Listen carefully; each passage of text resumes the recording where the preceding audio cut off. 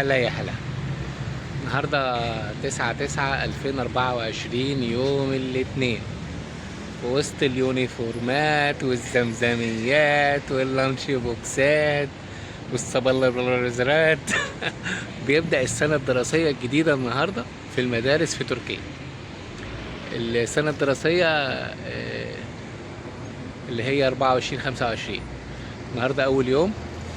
وزير النقل كالعادة أعلن إن المواصلات العامة مجانيا من الساعة 6 الصبح للساعة 4 العصر، عشان الأولاد يفرحوا بقى وما يدفعوش فلوسهم وأهاليهم في يوم الأولاني.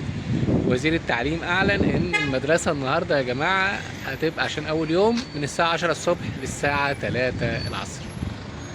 اللي حصل بقى ان انا قلت بقى ايه، فرصه المواصلات مجانا، اما انزل اودي ابني بقى المدرسه وكده وبتاع، واعمل فيها بقى الاب الحنون.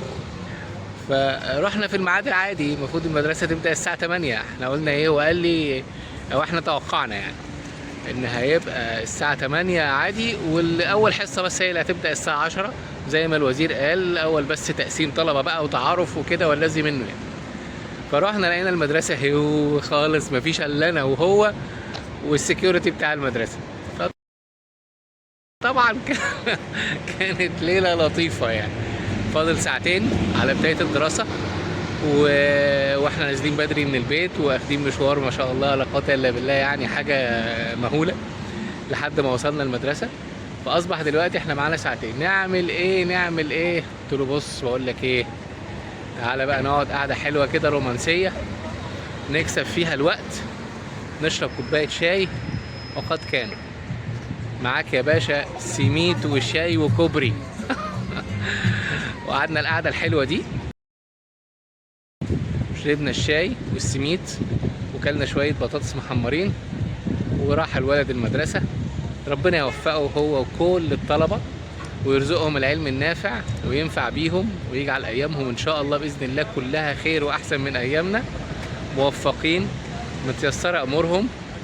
وربنا ان شاء الله كده زي ما بنقول يوقف لهم ولاد الحلال اللي يساعدوهم ويساندوهم في كل امورهم في حياتهم تماما.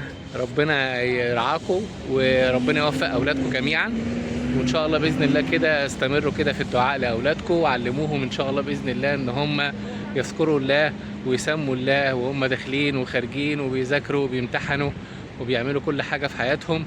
وان شاء الله دايما موفقين، ودايما دايما دايما دمتم سالمين. حياتكم كلها خير.